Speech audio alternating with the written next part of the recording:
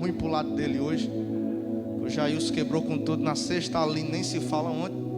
E a vitória na vigília. Quem não veio para a vigília perdeu, viu? Foi muito bom. Mas é isso mesmo, né? Quem muito é dado, muito é cobrado. Vamos orar pelo nosso irmão. Estenda as mãos para cá. Deus, eu te peço que o Senhor use o nosso irmão. Use o irmão Bruno, Senhor, como canal de bênção para as nossas vidas. Queremos ouvir a tua boa voz, Senhor. E não simplesmente aquilo que é dele, mas o que é teu, o que procede do teu trono. Brada, Senhor, no nosso coração, no nosso íntimo, porque nós queremos, Senhor, ouvir aquilo, Senhor, que o Senhor tem para ministrar sobre as nossas vidas. Cura, batiza, salva, alcança e nos desperta essa noite, Senhor, para que nós venhamos ser transformados pela tua palavra. Use o irmão Bruno, Senhor. É o que nós te pedimos, é o que nós ministramos sobre a vida dele. Em nome do Pai, do Filho e do Espírito Santo. Amém.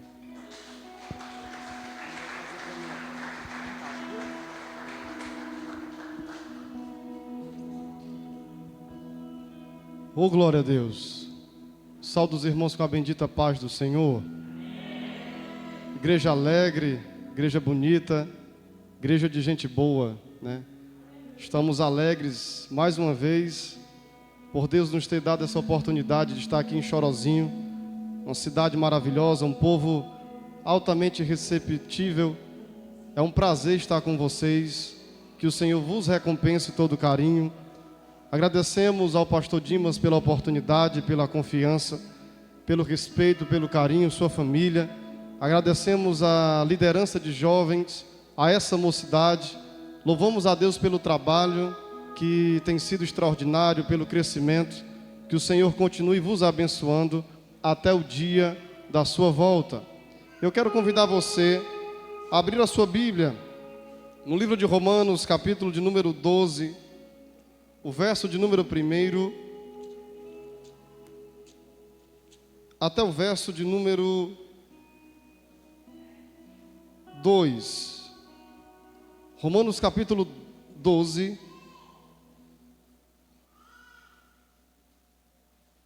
versos 1 e 2. Como o pastor Dimas bem disse, ficou difícil. Enquanto eu ouvia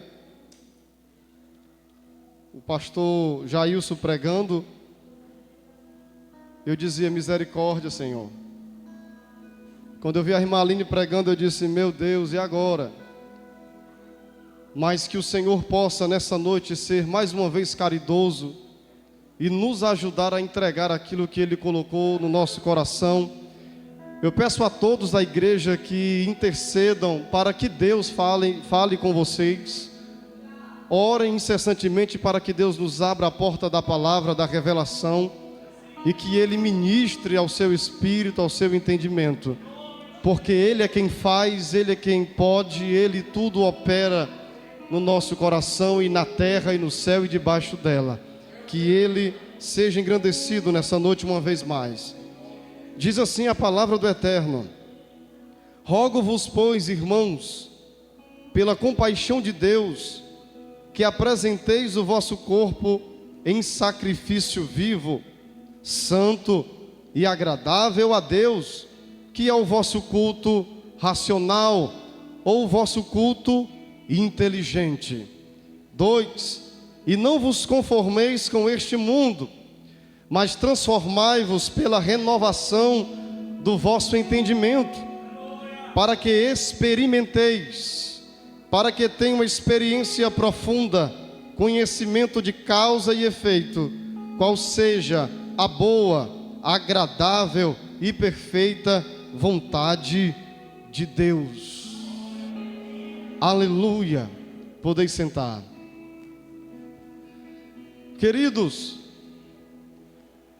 esse tema é um tema mais do que emergente, mais do que necessário, mais do que urgente. Se procurássemos palavras para descrever a importância deste tema diante da situação do nosso país, do nosso mundo, do nosso planeta, não encontraríamos. Então, transformados para transformar, podemos tentar arranhar a superfície da coisa, dizendo que é o resumo da obra de Deus na vida de um indivíduo. Nós somos transformados de glória em glória, para que outras pessoas experimentem o que a gente já experimentou. Amém? Então, queridos, eu quero nessa noite falar acerca de algumas armadilhas da mente e sobre alguns códigos da inteligência que supera essas armadilhas e nos concede a chave, a abertura, a revelação, o entendimento, a força necessária para conseguirmos transformar, por meio da graça de Deus, as outras pessoas, os perdidos, aqueles esquecidos, os segregados, aqueles que a sociedade não dão nada, aqueles que o político, o governador, o presidente, seja quem for, não está se importando, não deposita crédito, não deposita ânimo. São esses que Deus, Ele, o Senhor, nos enviou para pregar as boas novas de salvação. Aleluia! Então o apóstolo Paulo, no versículo 1, ele diz: rogo-vos, pois, irmãos, pela compaixão de Deus, que apresenteis o vosso corpo em sacrifício vivo, santo e agradável. No capítulo 12, no verso 1, como eu disse, Paulo começa usando uma palavra muito expressiva. Ele começa dizendo: olha, na nossa linguagem seria mais ou menos assim: por tudo que é mais sagrado, ó fulano, por tudo que é mais sagrado, ó Beltrano, eu te peço, eu te imploro, não esqueça. Olha, como disse o sábio Salomão a respeito da sabedoria: coloca ela como um cordão, como um colar, ata o teu pescoço para que você não esqueça, e aonde você for, a sabedoria te acompanhe. Então o apóstolo Paulo dizendo: rogo-vos, pois, ele está falando acerca da necessidade mais do que emergente. Ele está chamando a atenção da igreja para a realidade da causa, da coisa. Se nós não tivermos atento para a realidade que está ao nosso redor, se nós não enxergarmos como deveremos enxergar a realidade como um todo, nós nunca saberemos como vencer as dificuldades da vida. Nós não podemos fazer vista grossa, nós não podemos olhar para um problema e dizer que não é nada. Nós não podemos olhar para uma dificuldade e dizer que ela não existe, como que um passe de mágica, como que uma doutrina Seixonoye, de um pensamento positivo para superar. Claro que é bem verdade que o pensamento positivo, ele tem as suas qualidades, mas dentro desse contexto que eu estou falando, não vai adiantar, porque o pensamento positivo, ele não deve anular a realidade que você está inserido. Você só vai aprender a superar se você primeiro aprender a enxergar as coisas como elas são. E o apóstolo Paulo chama a atenção da igreja. Para quê, pregador? Para que ela tome atento, observe a cena, observe o cenário e entenda o problema e traga uma solução com o quê? Traga uma resposta com o quê? Através de quê? Ou através de quem? Paulo está dizendo: a resposta para o problema da sociedade, a resposta para o problema do mundo, a resposta para o problema do pecador é através do seu corpo, é através da sua atitude, é através do seu viver. Parece uma loucura, parece um absurdo. Como que um pecador limitado, como que um pecador totalmente com suas falhas será a resposta, será a solução para o problema de um outro pecador que passa problemas até mesmo maiores? Eu nessa noite quero pregar sobre o absurdo de Deus, sobre a loucura da pregação, sobre a quebra do protocolo humano, sobre o Deus que tudo pode, que através da sua palavra, que é martelo que quebra a pedra, é Ele quem nos direcionará para sermos o que Ele determinou. Rogo-vos, compreendam, entendam. Em contrapartida, você pode dizer: mas pregador, é porque você não conhece a minha vida, você não conhece as minhas dificuldades. Como que eu vou transformar, se primeiro eu tenho que ser transformado? Agora você entendeu. Agora você entendeu a questão. Paulo está dizendo nas entrelinhas: vocês têm todo o potencial para serem usados nas mãos do Eterno, mas primeiro Deus colocará a mão dele dentro de vocês, transformará o coração, transformará a mente, através de quê? Do sacrifício, através da morte. Você começa então a perceber que Deus, Ele gosta de fazer esse tipo de coisa. Ele usa o absurdo para trazer solução àquilo que é aparente, aquilo que é latente aos nossos olhos, aquilo que é emergente. Deus não traz soluções padronizadas segundo a ótica humana. Como que eu vou transmitir vida se Deus está dizendo para mim morrer? Já começa o primeiro absurdo aqui nesse versículo. Para você transmitir vida para as pessoas. Por quê? Porque transformar ou transformação significa vida, significa sair de um estágio para outro, significa sair da morte para a vida, significa evolução, significa... Diz a palavra de Deus que se o trigo, a semente do trigo não morrer, não vai dar fruto. Para você gerar frutos, para você transformar alguém através da graça, pela ministração, é necessário primeiro que você morra.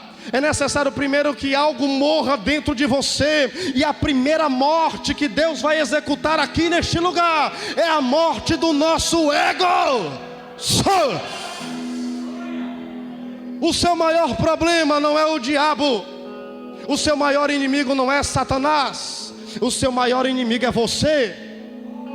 Enquanto você estiver vivo, enquanto o seu ego estiver ali, saltando dentro da sua caixa de osso, pé e pescoço, será um grande problema para você. Paulo está convidando em sacrifício vivo. Morra o nosso ego nessa noite e viva o eu de Deus em nós. Êxodo capítulo de número 3, Moisés disse o seguinte: olha, eu vi um fogo ali numa sarça, ela ardia, queimava e não se consumia. Eu fui ver para saber o que era aquilo. Quando eu cheguei lá, uma voz brada dizendo: tira a sandália dos teus pés, porque o lugar que tu estás é terra santa. Olha o absurdo de Deus. Deus sempre fará algo extraordinário através de um grande absurdo. Como que uma sarça arde em fogo e não se consome? É um tipo de espinheiro, é um tipo de hortaliça, é um tipo de planta, é um tipo de árvore, é um tipo de arbusto ou de arbusto que não pode nem sentir catinga de fumaça, que já se deteriora, que já se destrói. Deus estava dizendo: Moisés, o teu ministério será espinhoso, mas tu é frágil. Mas não se preocupe, na tua fragilidade, na tua limitação, o meu fogo vai arder continuamente. Dentro da irracionalidade do ser humano, o meu sobrenatural vai estar em você. Eu permaneço em você, ainda que seja difícil. Eu opero por meio da quebra do padrão. Deus chama a atenção do vaso, do profeta, ainda que ele não soubesse que era profeta, você vai ouvir agora a primeira palavra revelada. Você pode ainda não ter conhecimento, nem entendido o que Deus vai fazer na sua vida, mas mesmo assim, Ele te atraiu para a presença dEle e vai te revelar o que Ele quer de você. Não precisa você entender a princípio. João capítulo 13, versículo 7. Como eu amo esse texto. O que eu faço agora, tu não sabes, saberás depois. O que tem a ver, pregador? Vou te dizer. Quando o ser fala com ele, dá as diretrizes a ele, dizendo que ele iria libertar o povo de Israel, o que foi que Moisés disse? Uma pergunta. E uma sábia pergunta. Segunda lição, nós temos que aprender como e o que perguntar para Deus. Ele não responde qualquer pergunta. Ele não responde qualquer indagação. Você tem que perguntar da maneira certa. Mas quem que eu vou dizer que me enviou? Moisés estava dizendo: eu não te conheço, eu quero te conhecer. Eu quero saber quem tu és. Eu quero saber quem fala comigo. Eu quero poder experimentar. Eu quero descodificar o teu nome, a tua pessoa. Quem é você? Aí eu já vou te adiantando, porque eu falo muito. O teor dessa mensagem é descodificar a expressão de Deus para a nossa vida. É possível? É, você vai ouvir. Quem é você? Deus emite um código. Eu sou o que sou, me enviou a voz. Diga a eles assim: o eu sou o que sou te enviou. Yod-Re, Vav-Re, YHWH, um nome impronunciável de Deus, que significa eu sou o que eu sou, não dependo de ninguém, não vim pelo passado, não tenho presente, não tenho futuro, simplesmente eu sou. Eu não dependo das mãos de ninguém. Eu sou o que os homens necessitam que eu seja. Eu sou a providência, eu sou o acalento, eu sou o afago, eu sou o amor, eu sou o poder, eu sou a justiça. Eu sou. Transmitiu para ele o código e ainda descodificou para ele a princípio. E o resto, Deus disse a ele: não. E eu aprendi uma coisa com Deus esses dias. É gostoso e maravilhoso, anote essa. É gostoso e maravilhoso quando Deus nos revela um propósito, um princípio, mas Ele não nos revela tudo no decorrer da caminhada. É uma revelação e um mistério. Você sempre vai andar nesses dois extremos, na revelação e no mistério. Aí você pergunta: que mistério, pregador? Como eu amo essa pergunta. É de como vai ser em detalhes. Sabe por quê? Porque se Deus te disser tudo, não vai gerar confiança na providência dEle. A fé não vai ser brotada no teu coração. Então não pergunte a Ele como vai ser todo o processo. Só pergunte para Ele quem Ele é de verdade. Procure entender quem Ele é. Pois se você entender quem Ele é, você não vai se preocupar com nada. Recebeu o código. Nas entrelinhas, Deus tirou o ego de Moisés e colocou o ego dele, do eterno, dentro dele. Uma vez que você descodifica o código de Deus, nunca mais a sua mente volta ao normal. Nunca mais você será a mesma pessoa. Então o primeiro passo para você transformar é você absorver o eu de Deus para o seu espírito. Mas como é que eu absorvo? O apóstolo Paulo diz: nós fomos lavados pela regeneração da palavra de Deus.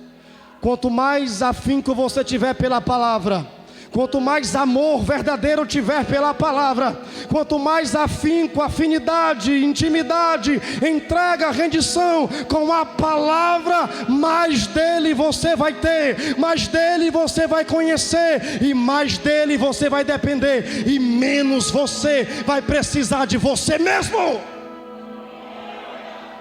Se desligue de você,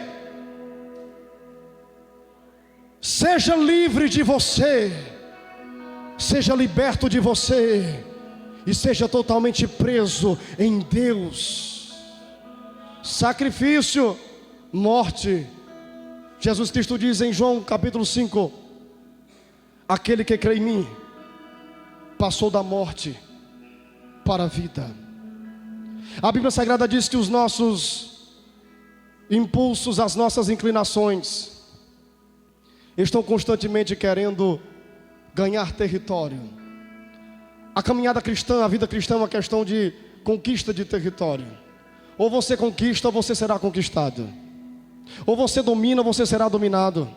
Ou você impera ou você será um súdito. Agora depende de quem você está sendo súdito. Depende de onde você está atuando. Deus te pergunta nessa noite: quem atua em você e aonde você atua? Eu tenho um segredo para te dizer: se é Deus quem atua em você, pode ter certeza que aonde você for, um milagre vai acontecer, transformações vão acontecer e o avivamento verdadeiro também vai acontecer. Deixa Deus operar através de você.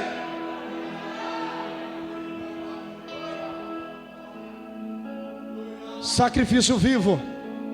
Como é que a morte fica viva agora? Você, na sua lógica, não consegue entender. No racionalismo, que é diferente de racional, você pergunta: Senhor, é para sacrificar ou é para viver?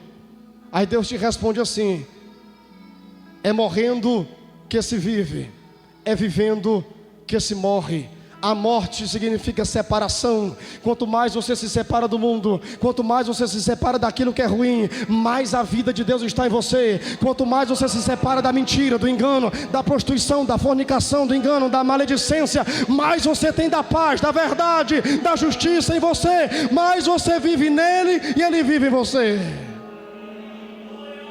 Sacrifício vivo significa constantemente a renúncia do ego. O que é o ego? Significa eu.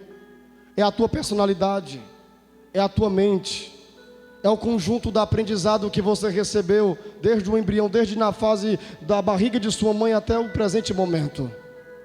E é sobre isso que eu quero adentrar com você. A nossa alma, a nossa psique, o nosso entendimento. Irmão Samuel, por favor, me dá um pouquinho de ganho. A nossa mente, a nossa alma, ela é composta por 3 regiões, por 3 fundamentos. Eu sei que são alguns termos científicos, mas eu vou simplificar, até mesmo porque eu não sou professor de ciência. A primeira parte é o ego, o eu. Este é consciente, é o que te faz ter a noção do espaço, tempo, a noção de quem você é, a noção de onde você veio e para onde você vai. Essa parte da consciência é muito importante. É o que faz você se perceber, se situar, se relacionar, fazer escolhas. Sim, verdade. Mas tem 2 por detrás, em 2 regiões do nosso cérebro: o superego e o ID. Todas as 2 são impulsivas, são autônomas, não te pede licença para atuar. Através de um conjunto chamado memória RAM, que é o fluxo da memória no teu corpo, é a tua energia vital, a tua memória está ativa ainda que você não queira.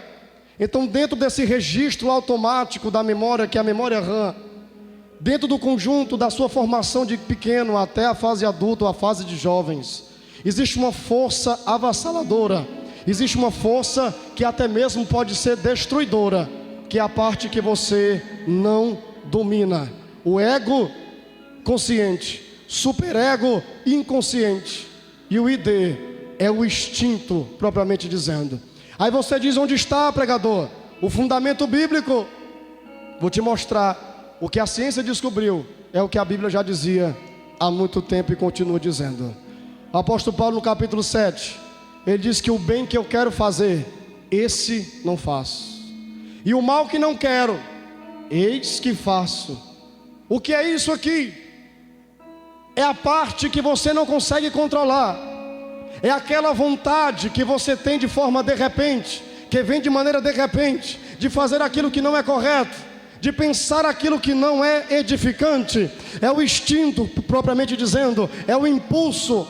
Quantas pessoas são presas na ira, quantas pessoas são presas na raiva excessiva, no estresse, quantas pessoas não conseguem se controlar, quantas pessoas, pastor Dimas, e não é só jovem, presos na pornografia, presos na mentira, presos em diversas coisas. Se formos pontuar aqui, passaríamos a noite.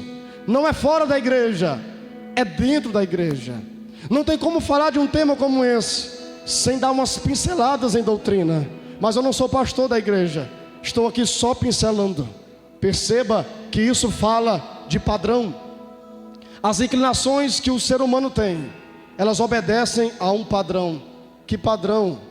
Adão pecou, se afastou de Deus, não contempla mais Deus, e as consequências vieram: a morte. O homem passou a mentir, o homem passou a enganar, o homem passou a ter desejos loucos, pensamentos conturbados. Quando olhamos para o quadro da humanidade, parece que não tem jeito, parece que o ser humano é um fantoche, parece que o ser humano é apenas uma marionete, que ele não vai conseguir nunca se dominar. E a pergunta surge: qual é a solução? Quem vai nos ajudar a reassumirmos o controle? Veja bem, antes de eu te responder, nós temos aqui a primeira armadilha da mente que impede do ser humano ter novamente as rédeas das suas emoções. Quais são? Qual é a primeira? A armadilha da mente chamada conformismo. O conformismo é algo crônico no ser humano. O que é o conformismo? É a capacidade de se acomodar, de aceitar as dificuldades como um chapéu de pedra. O conformismo é a capacidade, é o sentimento, é a decisão, sei lá o que, de se adaptar com os padrões negativos da vida. Você conhece alguém assim? Que se conforma com a situação em que vive? Em contrapartida, nos ensinaram que nós temos que nos conformar com o que Deus nos deu. Só que as pessoas trocam. Uma coisa é contentamento, outra coisa é conformismo.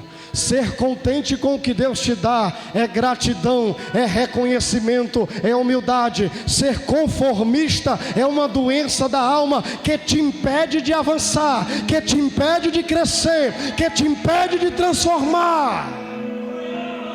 Não se conforme com o padrão errado do mundo. O que é que diz o versículo 2? O que é que diz o versículo 2? E não vos conformeis. A psicologia não tinha evoluído, pastor Dimas. A psiquiatria piorou. A ciência moderna não existia. A palavra é antes da ciência, porque a palavra é o próprio Deus.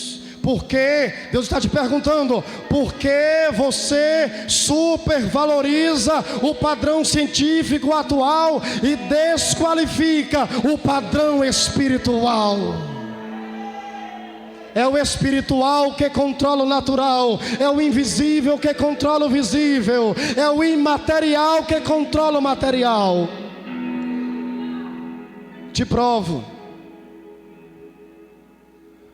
São os teus desejos que controlam as tuas decisões. Você vê os seus desejos? Você vê? Você não vê, você sente. Aonde ele está? No cérebro? Na alma? No espírito? Quem consegue tocar no espírito? Então entenda: não desqualifique o espiritual para se conformar àquilo que é natural. Por quê? Porque o conformista busca aquilo que é conveniente. Você não foi chamado para ser conveniente. Você não foi chamado para buscar aquilo que é mais fácil. É muito mais fácil você se acomodar. É muito mais fácil você continuar não orando. É muito mais fácil você continuar não jejuando. É muito mais fácil você continuar não estudando a palavra. É muito mais fácil você continuar pecando. É muito mais fácil você transformar os seus fracassos em um peso ainda maior, que te empurre para baixo. E você mesmo pede a alguém: ei, joga a terra por cima de mim, porque para mim não tem mais jeito. Se conformou. Esse tipo de morte, meu querido ouvinte, não é interessante. Quem é conformista já está morto e não sabe. A pior morte é aquela que o cadáver ainda não se deu conta que morreu. Parece loucura, né? Parece besteira. Lucas capítulo 15, olha o tamanho dessa besteira. Lucas capítulo 15, o filho pródigo retorna para casa. O pai dele voa no pescoço dele, dizendo: meu filho, e beijando. O outro ficou com ciúme e ele disse: ei, é necessário que a gente se alegre com ele, porque ele estava morto e ele reviveu. Reconheceu que estava morto quando disse: levantar-me-ei e irei ter com meu pai. É noite de ressurreição espiritual. É noite de você deixar o conformismo para lá e abraçar a vida de Deus.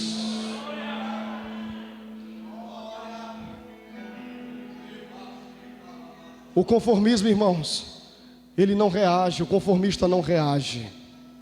O conformista se adapta àquilo que é ruim.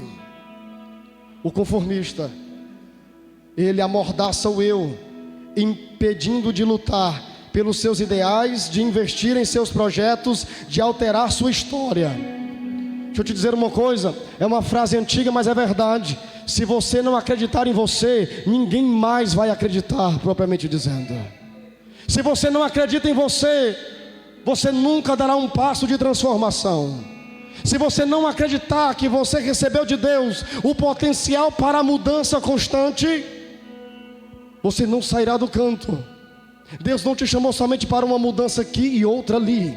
Deus te chamou para uma mudança constante. Aí você diz: me prova na Bíblia. Vou te provar. Paulo disse que nós somos transformados de glória em glória, de glória em glória. Fui renovado hoje, você é renovado amanhã. Experimentei o poder hoje, poder amanhã, graça hoje, graça amanhã. Todo dia é dia de poder de Deus. Todo dia é dia de evangelho. Todo dia é dia de oração. Você só tem um dia de vida. Ficou doido, Bruno? Espírito Santo.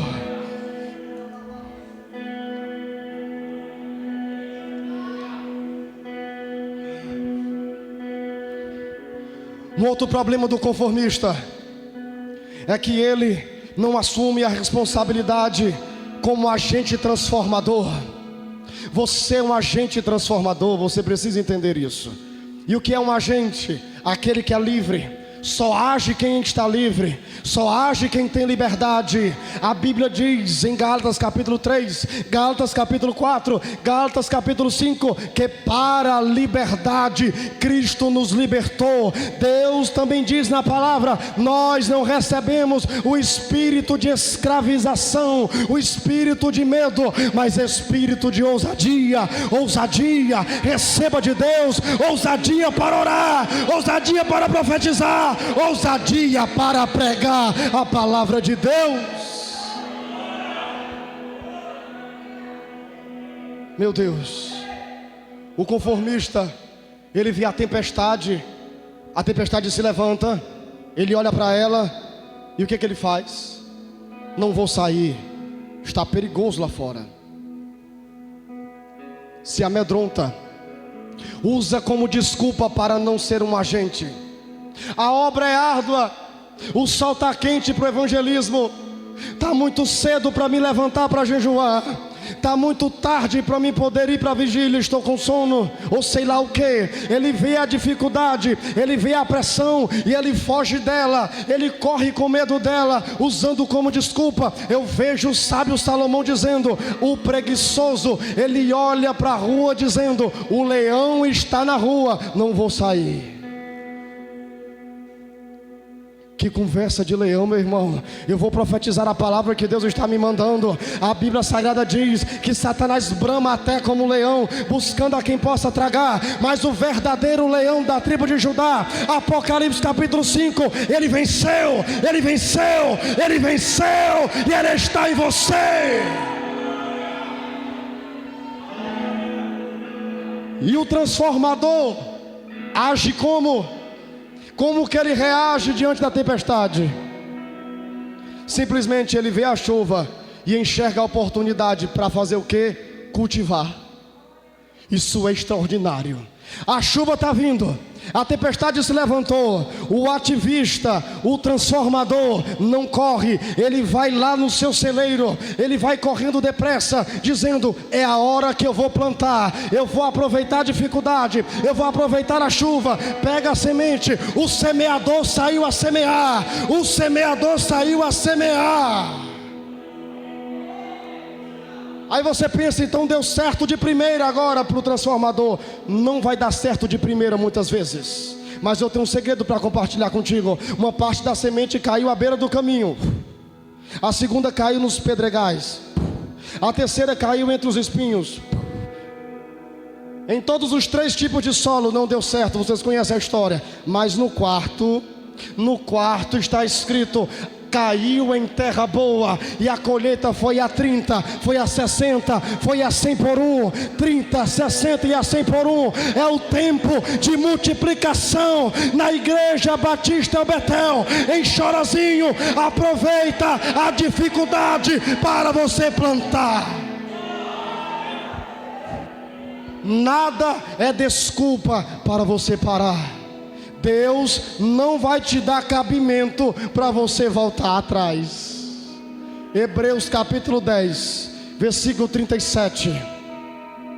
Dentro de um pouquinho de tempo, mas se você volta alguns versículos, ele diz: um justo viverá pela fé, a minha alma tem prazer nele, mas se ele recuar, não tenho. 37. Dentro de um pouquinho de tempo, o que há de vir virá, e não tardará. O que há de vir virá. O que é que vai vir? Vai vir colheita, pastor Dimas. Vai vir colheita, vai vir crescimento, vai vir o avivamento pela palavra de Deus, por meio da correspondência de uma atitude certa. Em meio a um tempo de crise, Deus nos estabeleceu para sermos transformadores. Aleluia.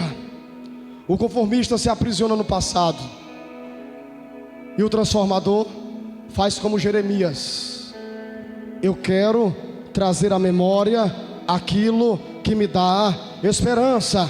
Eu quero trazer à memória aquilo que me dá esperança. Você pode estar em crise, mas um dia Deus se revelou para você. Você pode estar em dificuldade, mas um dia Deus te prometeu que ia fazer, que ia te levantar, que ia levar. Lembre, guarde somente aquilo que é bom. Mas como, Bruno, eu estou doente? Uma memória adoecida é uma vida falida. Mas eu tenho uma solução para você nessa noite. O Evangelho, em Romanos capítulo 1, versículo 16, diz o seguinte: eu não me envergonho do Evangelho, pois é o poder de Deus para a salvação de todo aquele que crê. A palavra salvação no original não significa somente ser livre ou transformado de um perigo e agora está em um estado melhor, mas também significa cura por completo da alma, do espírito, do corpo. Receba de Deus essa lembrança. Cura para as nossas almas. Segundo a psicologia, não há ninguém 100% transformador, ativista, nem 100% conformista. A ciência diz isso. Só que houve um homem houve um homem que foi diferente. Vocês conhecem o nome dele? Jesus Cristo de Nazaré. E ele disse: obras maiores vocês farão. Em meu nome expulsarão demônios.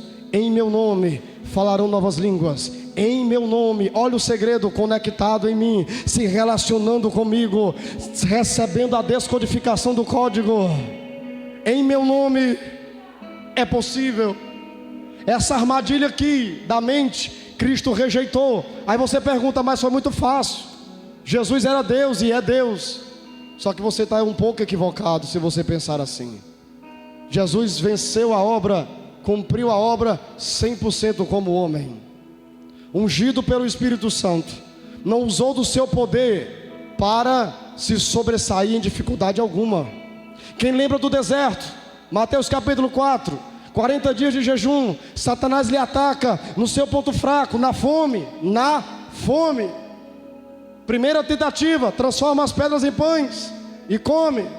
Que padrão era esse que Satanás ofereceu? Na época havia um padrão de magia. Os mágicos, eles eram respeitados se transformassem uma substância em outra. E isso acontecia. Quem lembra de Moisés no Egito?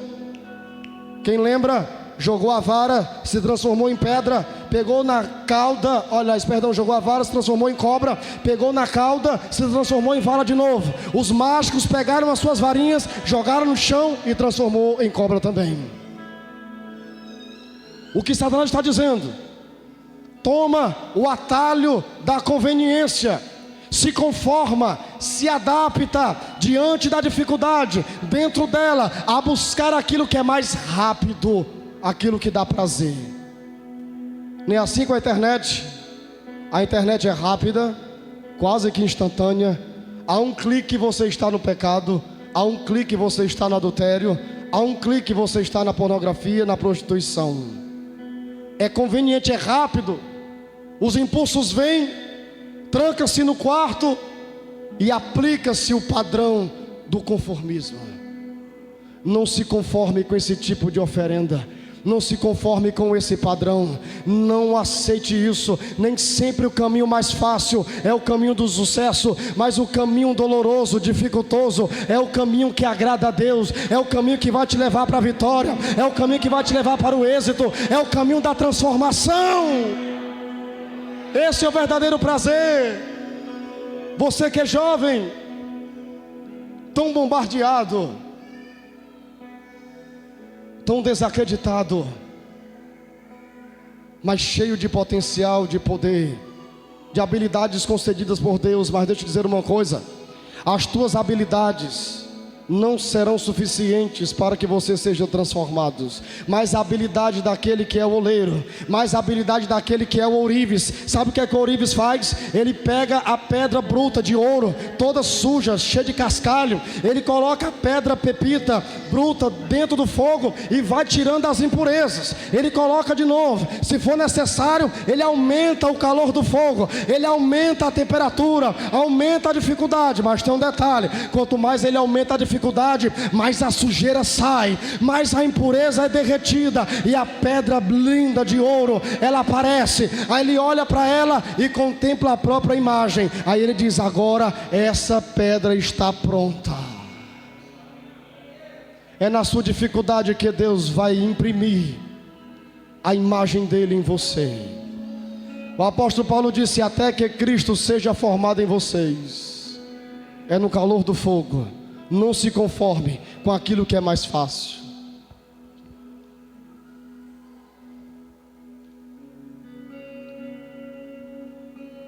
Meu querido, finalizando o ponto de conformismo, existe uma parábola na Bíblia, a dos trabalhadores, aonde o dono sai para uma terra distante, o dono da empresa sai, e ele deixa 5 denários com um, 2 denários com outro, se não me falha a memória, e 1 denário com outro indivíduo. 1 denário era uma moeda responsável por um dia de trabalho. E o que foi que ele fez? O primeiro foi nos bancos, granjeou, multiplicou, recebeu com juros e dobrou aquilo que recebeu. O outro conseguiu granjear mais 2. E o outro, que tinha 1, se conformou, ficou com medo de perder o que tinha. O medo excessivo é uma outra armadilha da mente. Ele com medo de transformar, ele com medo de ser um agente livre, ele com medo de expandir-se, com medo de crescer, ele pega o talento em terra. E o que aconteceu quando o dono chegou? Ele foi se justificar. O conformista sempre vai se justificar, nunca vai assumir os erros. Olha, meu Senhor, sabendo que tu és um homem que colhe aonde não planta, eu temi e enterrei o talento. Sabe o que foi que o dono disse? Servo mau e infiel, a tua parte é nas trevas exteriores, aonde há pranto e ranger de dentes. Deixa eu te dizer uma coisa, jovem: não enterre o talento que Deus te deu. Não tenha medo de usar ele. Não tenha medo de você se expressar. Não importa se você fala Jesus, não importa se você fala Deus, não importa se você fala errado, não importa se você não é estudado. O que importa é que você ama a Deus. O que importa é que você se relaciona com Ele. O que importa é que você confia nele. Um talento, um só, tirou ele de desfrutar uma vida vitoriosa. Basta um. Não faça isso. Olha que interessante. O conformista é inerte e mentalmente preguiçoso, pelo menos na área que se considera incapaz. Não se considera incapaz de nada. Todo ser humano, ele tem inteligência. Todo ser humano, ele tem as suas inteligências dentro de si. Você só precisa acessar. Você só precisa acreditar. E o que foi que Cristo fez? Ele acessou aquilo que vence o conformismo. E o que é que vence o conformismo? A determinação. Ele recebeu uma missão de Deus, ele recebeu um projeto de Deus para cumprir. E o que foi que ele fez? Ele viveu esse projeto.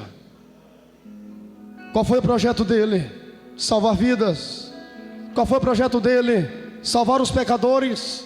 Qual era a missão dele?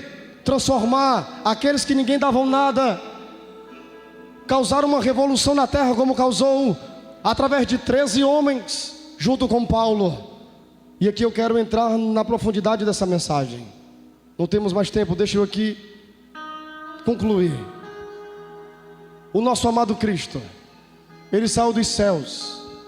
Ele não usurpou ser igual a Deus, mas assumindo a forma de servo, sendo obediente até a morte, e morte de cruz. O que foi que aconteceu? Deus o exaltou sobremaneiramente, soberanamente, e lhe deu um nome que está acima de todo nome. O sacrifício, a dificuldade vai te levar para a honra. O sacrifício, a dificuldade, a abnegação, a renúncia, o discipulado, a correspondência, passar em meio à crise, passar pela dor, honrando ao Senhor, vai fazer você desfrutar de uma eternidade de glória. Mas olhando para a vida do Cristo,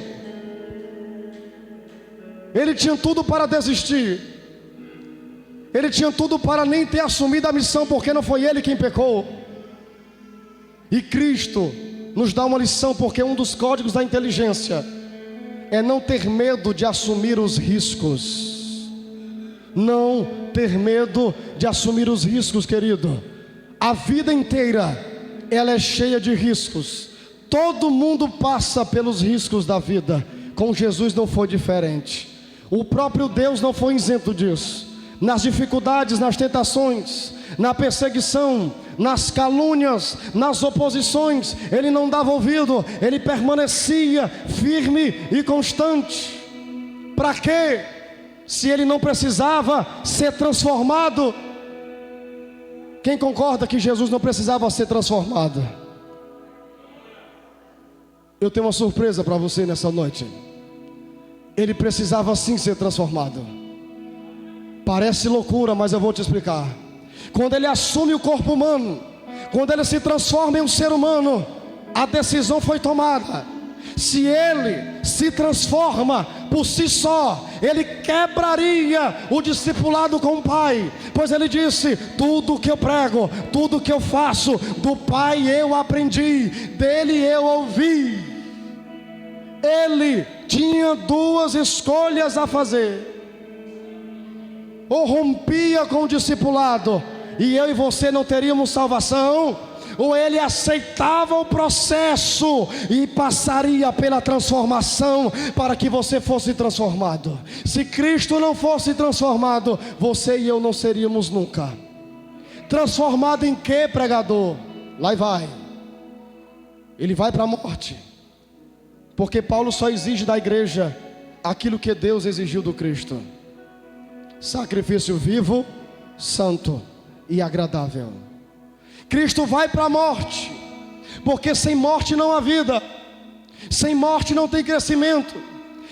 Ele estava na qualidade de ser humano, limitado, não deixando de ser Deus, claro, mas escolheu passar pela limitação para que depois passasse pela libertação de um corpo totalmente limitado para um corpo transformado. Só que antes dele chegar no corpo transformado da ressurreição, ele entra dentro de um negócio chamado crisálida, passando pelas angústias, passando pelas traições. O seu amigo Judas, olha só, o amigo o trai com um beijo. Ele olha para Judas e diz: amigo, traíste-me o filho do homem, traístes o filho do homem com um beijo. Jesus não foi irônico, Jesus nunca mente. Ele chamou Judas de amigo, porque o que passou, passou. O que passou, ficou para trás. O transformador, ele vai conceder quantas chances for necessária pelo arrependimento. Aquele que é conformista, aquele que é pessimista, ele é fraco e fecha a porta. Mas o transformador, ele sempre, ele vai abrir a porta. Aí ele entra na porta da morte, ele entra no casulo, ele entra na crisálida. 3 dias abafado no seio da terra, ninguém para visitá-lo, ninguém para conversar com ele e tomar um café. Seu corpo dentro de uma rocha, dentro de um túmulo. Que túmulo, pregador? Uma sepultura cravada em uma rocha, feita em uma rocha.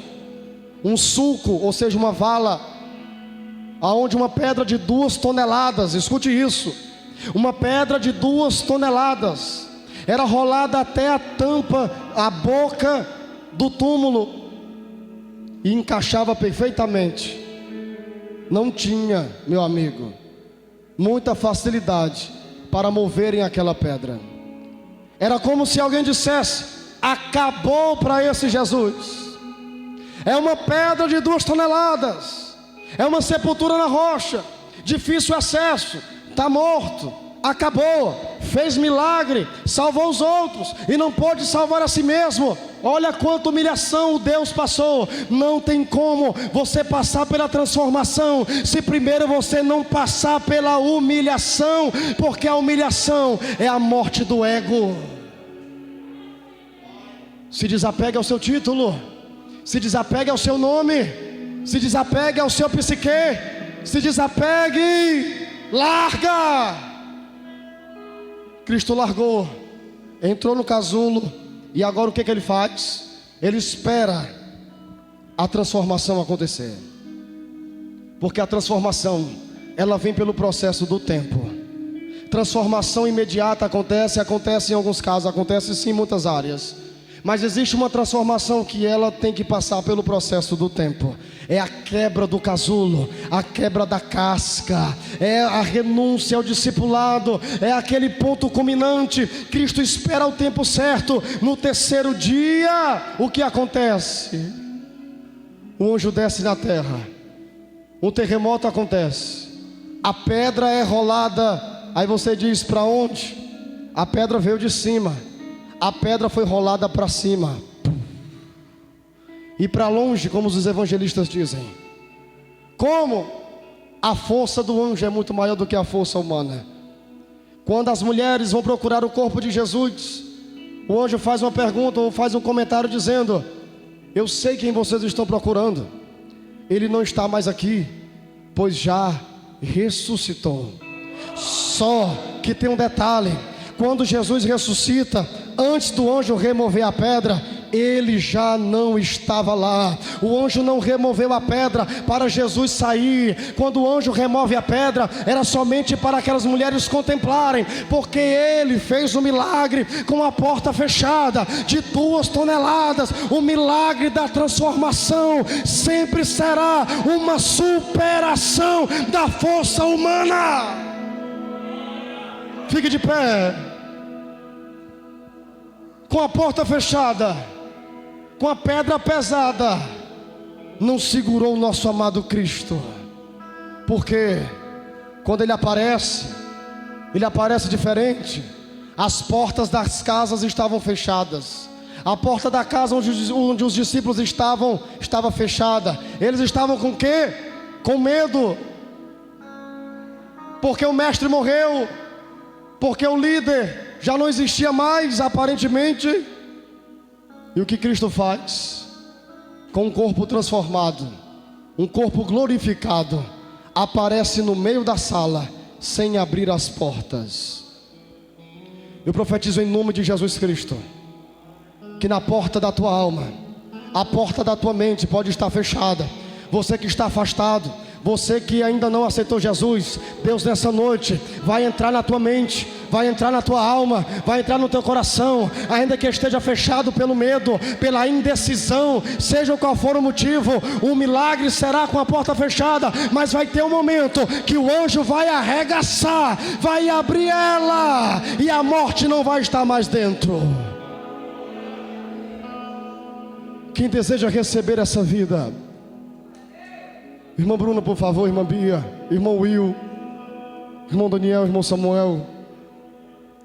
Quem deseja receber essa vida? Quem deseja receber essa transformação? Eu convido você a vir aqui à frente.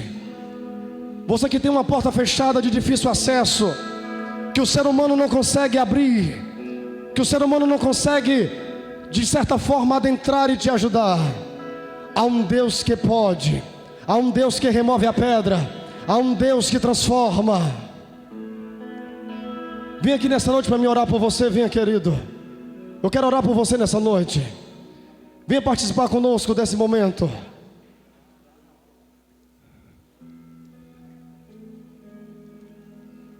Aleluia, Espírito Santo.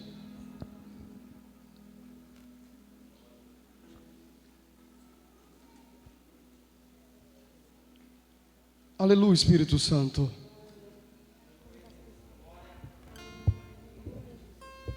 Espírito Santo. Aleluia, Jesus. Espírito de Deus. Aleluia, Jesus. Seja adorado, Senhor.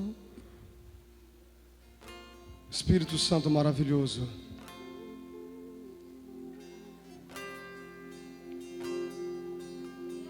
Aleluia, Deus.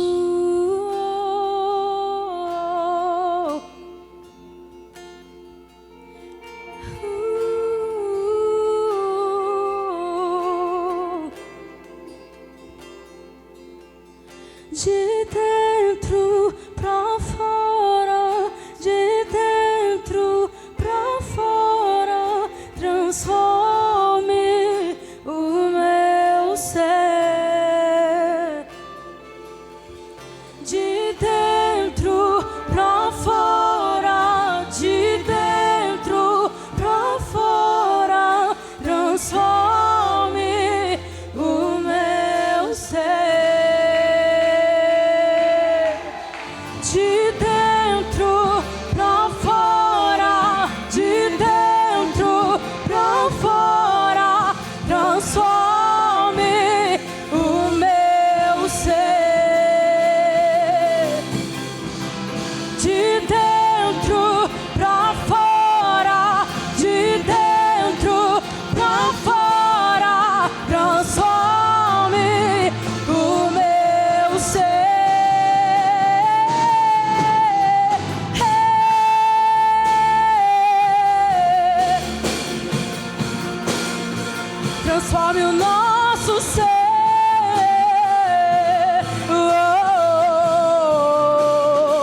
transforme o nosso ser, transforme o nosso ser, transforme o nosso ser,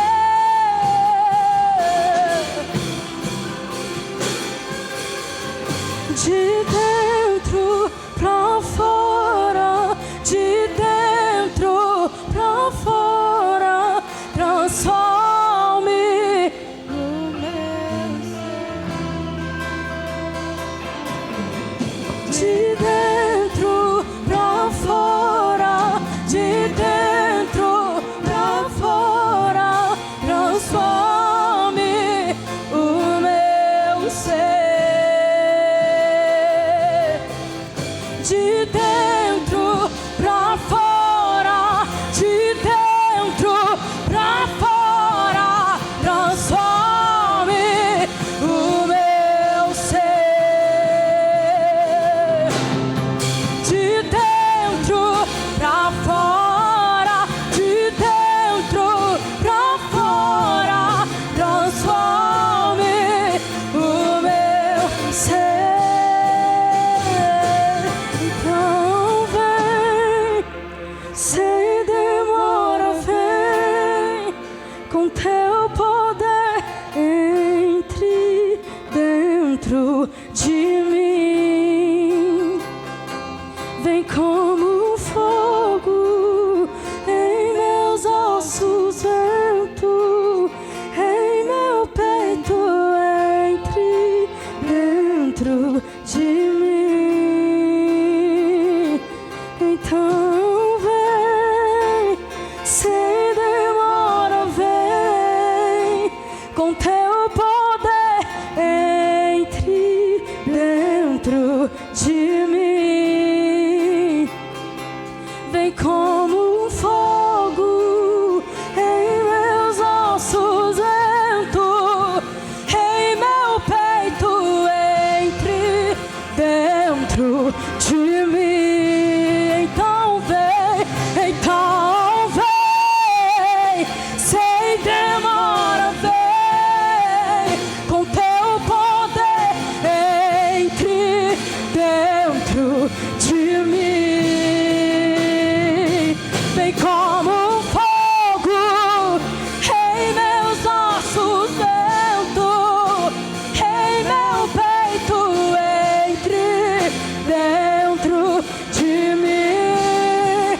Oh, de dentro pra fora, de dentro pra fora, transforme o meu ser, de dentro pra fora, de dentro pra fora, transforme o meu ser.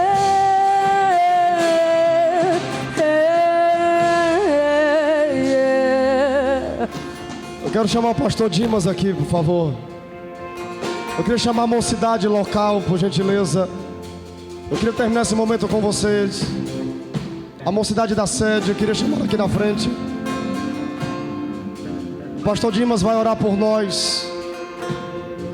E eu acredito que o Espírito Santo, Ele nos tirou das trevas e nos trouxe para o reino do Filho do seu amor, para que possamos levar a esperança às nações. Alguns jovens que vocês estão vendo aqui hoje, em breve vocês verão mandando um áudio, mandando um vídeo de outro país, de outra terra, porque fomos chamados para transformar. Embora você possa não entender agora, mas Deus acredita em você. Deus acredita em você. Você vai aonde muitos não chegaram. Então vem, sem demora, vem, com teu poder entre dentro de mim. Vem com